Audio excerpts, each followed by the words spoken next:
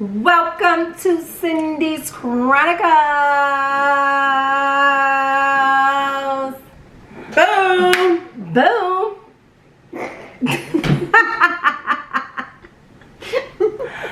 Welcome, my angels. Thank y'all so much for tuning in. And it is Wednesday, and it is story time. I have my sister, Nikki. Hello. She's going to be doing story time with me today because we literally shared this story together. Well, let's get into it, okay? Before we get into this video, we are not going to say our blessings because we're not eating. But we are going to toast because we do have our red wine on deck. Clink, clink. All right. We're going to toast to having a really good story time.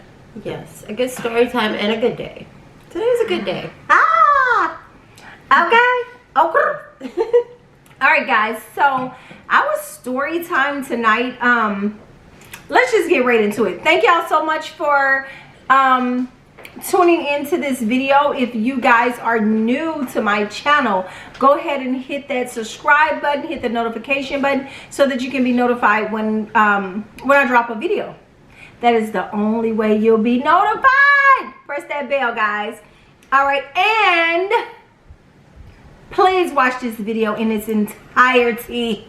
It's a good video. It's a really good video. Entirety. Okay. Yeah. All right. So, guys, what happened was, well, this was a few years ago. No, more than a few years ago. This was more like what, 10 years ago, 9 years ago. Janae, how many years ago was this when I bought that book? 10 years ago. Yeah. It's perfect to normal. Yeah, it's a scary book. Ooh. That was like in 2007, I think. 2007. No, it had to be at least 2010 because I was here in 2010. Yeah, Nikki was living here. Oh, I thought we was in Baker. Okay. No. Well, it was 2010 when I read it. Yeah, we was living on Mockingbird. I don't know when I read it. Well, I don't know. Anyway, it had to be every bit of maybe about 7-8 years ago. At least, yeah. Right. So I went to the library, and it had this book called "It's Perfectly Normal," and I'm like, okay, because I was in the process of finding myself. So I was like, and at this time I was really into reading books for some reason, and I was looking for a good book. So I got the book, I brought it home, and I started to read it. Well, in the book, it said that the book ended up being about connecting with your loved ones. Now, me, I'm Scary Mary. I am not into connecting with loved ones. Not on the other side. I'm like really like weird when it comes to that kind of stuff because, you know, like we hear so many different stories about like if it's the right thing, if it's not the right thing, you know, it's just, I don't know. So anyway, and I get really freaked out quick. I do have faith, and I do try to obey the laws of the land, but I do get freaked out quick. Anyway, so as I was reading this book, I'm like, man, this book is weird. It's telling me how to connect with the dead. So I'm like, I ain't signed up for this, but it also said, when I got to this page, it said, if you are reading this book, just know that because the dead now knows that you know how to connect with them, they're going to visit you whether you like it or not. I'm like, I threw the book to the side. I'm like, I'm never reading this again. Like, I don't want to, you know, okay, I didn't really believe what it said in the book, but I'm like, it said it, so I'm not reading it anymore. That night I dreamed, guys, and my sister's gonna get to her dreams in a few seconds. But that night I dreamed the weirdest dream of my life. Okay, I had a miscarriage before I had my daughter Neek, and after I had my daughter Neek, a couple months after. And I never thought nothing of it. You know, I'm thinking it's just a clot of blood or something, you know. It's nothing. It's just, you know, shit happens. It never dawned on me So in my dream, weirdest thing ever, guys. This lady walks up to me at the bus station with a whole bunch of people around. And her name, I didn't get her name. But after that, I described her to my family members. And she was my grandmother. She was my dad's mom. Her name was Mama Liddy. I started describing her to my family members. And they like, oh, girl, let me show you a picture. It was her. She walked up to me with 2 little girls. And when I saw the little girls, they both favored my daughter, Neek. And I'm like, whoa, these little girls look just like my daughter, but they not my daughter. I'm like, this is weird. So the lady was like, I've been watching them for you. They've been with me for a long time, and they are anxious to meet you. And the little girl just started crying, and she gave me a big old hug. It freaked me out so much. It was the scariest thing I ever had felt in my life. Because when I woke up, I'm like, oh my God. That was my grandmother. Those were my daughters. It was just the scariest thing ever. So I told my sister about the book. And I was like, get this book. I want absolutely nothing to do with it. It's scary. I told her about my dream, and I told her how I explained to all my family members about this lady in my dream, and I kind of felt like she was my grandmother because I kind of remembered her a little bit, but not like as much as everybody else. And they were like, let me show you pictures. That was her. It was her. So it scared me so much, and it freaked me out because I never in a million years thought that if you have a miscarriage that child was really somewhere, you know, on in heaven. Yeah. Right. I never believed it. I'm like, oh, it's just a clot of blood. It was a miscarriage. It's, you know, whatever. So my sister was like, I want to read the book. My reaction is totally different. So I'm like, I'm taking this book to your house. I don't want it. Don't bring it in my house. I'm scared. I was praying. I was like, God, please, I don't want to dream this anymore. I don't want any part of whatever this book was. This was too scary for me. And another part in the book was it had a lot of people lined up, like waiting to talk to me. And I'm like, what do they want? And she was like, they were coming to me as if they wanted me to, they wanted to connect with me because they knew that I knew how to connect with them to talk to their loved ones. I don't know, it was scary. It was just like, let me tell y'all something. I prayed to God that I never feel that again. And I don't know if that's the right thing or the wrong thing. It was scary for me. And my reaction was totally different. Totally different. As soon as you told me about it, like, because, you know, we both grew up in the church. Right. And so we know that the body is a temporary state. That once our body passes on and becomes that's why it was so back scary with for the me. earth, our soul lives on. Okay. And so, like, that's why it, like, kind of piqued my interest, you know. I wanted to, you know, see what it's about. She's a little just learn weirder a little bit more. I'm a little bit weird. She is. Okay. A little bit. And so anyway, I wanted to read the book. And so at the time when you gave me the book, this is before my children. I was living at home alone. I had my dog with me. It was like totally no one there. And so I wasn't even halfway through the book. And the further I got along into the book, I started noticing different things that were like a little bit weird. Like temperature changes and like those parts in the book where it say, you know, as you're reading this, the spirits know that you're, you know, basically diving deeper into it. Is that when you quit the book too? I'll tell you when I quit the book. You kept going. Okay. I kind of kept going. And it was at I quit. When I read that part, I'm like, spirits know that I'm reading? When I read that part, I kind of got weird about it because it's like I was reading the book. I was like laying on my couch and it was like the middle of the night. I was reading this book, only one light on. I was like, this is weird. I feel really like I'm being watched right now. And so I put the book down. So I was like, okay, well, I'm just going to put it down, call it a night because maybe I'm tired and that's why I'm feeling that way, like I'm being watched. I'm like, okay, I'm just tripping because this book is having me freaked out. Right. I woke up early, as the sun was coming up, like the sun wasn't even fully up through the windows. I woke up to my mom in the kitchen. Our mom passed away. Our mom passed away. Yeah, like not even a year before that happened. And it's like, I never had an experience like that before regarding her, you know, with her whole passing and everything. I wasn't like sad at the time that I read the book. Nothing like that. I fell asleep just because I was genuinely tired and I felt weird and I just wanted to go to sleep. I woke up to the sounds of my mother in the kitchen. And I was laying on my couch. And the way that I was laying, it was like my head was facing the kitchen. Mm-hmm. And so as I cracked my eyes open, I see my mother walking out of my kitchen, like rubbing her arms, like, oh God, it's cold in here. Wow. So it's so empty in here. It's cold in here. And she's rubbing her arms, walking out of my kitchen, going up my stairs, up into my bedroom, like, oh my God, I need to lay down. And I recognized the outfit. It wasn't what she was buried in or anything. It was something that she would have worn day to day. Her sweatpants and a t-shirt. She wore that all the time. All the time. She had on some pink sweatpants. That's so scary. And a t-shirt.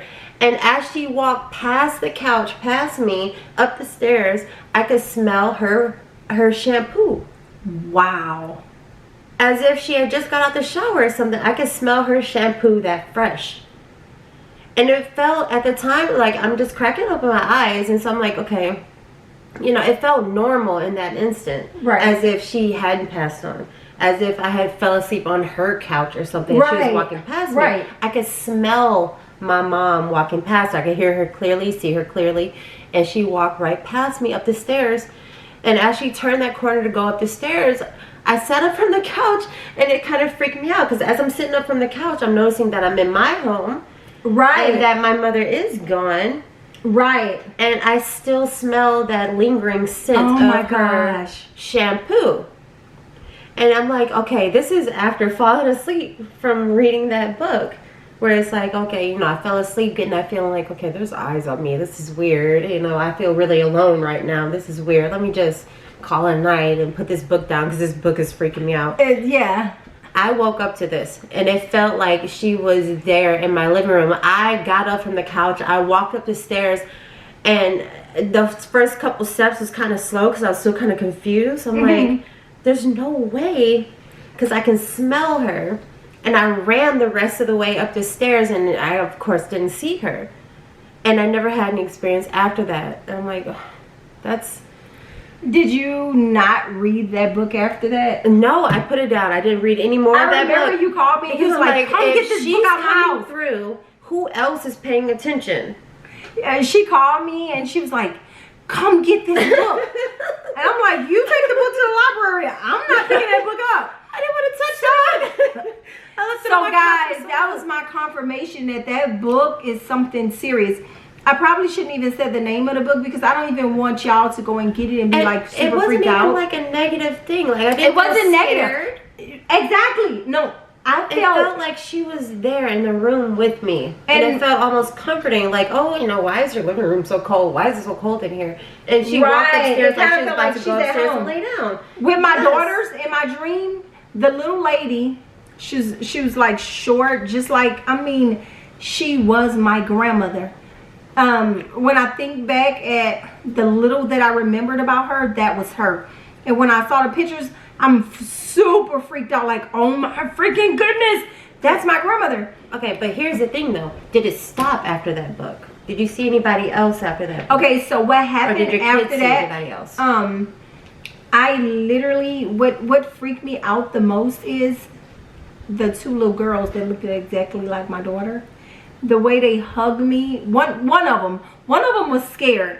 Like my grandmother was standing on stage. She was like, "Go ahead." She was telling the little girl, "Go ahead, it's your mama.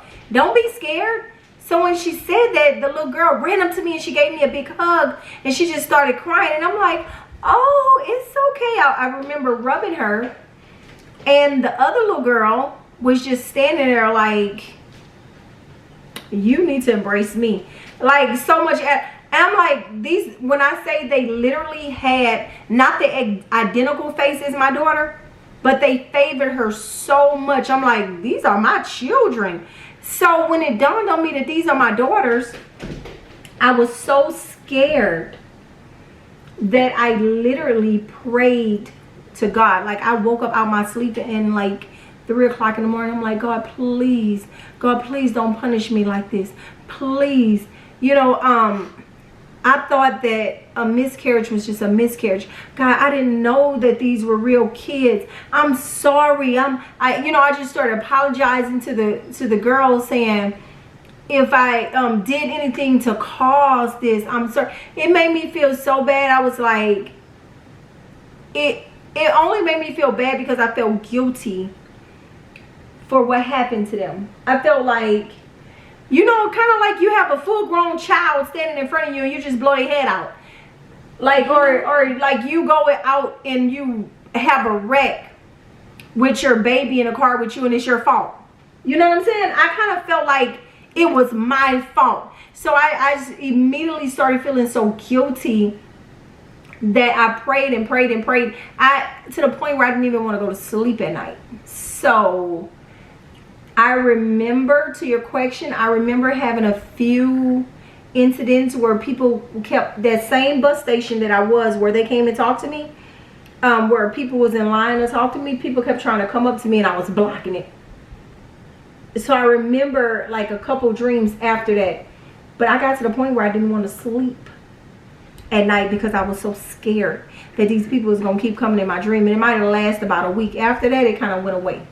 You know what? I think that you are so fortunate to be able to find comfort, because like since that happened, I feel like, because I was nervous about the same thing. I'm like, well, if she came through so easily, who else is trying to contact me?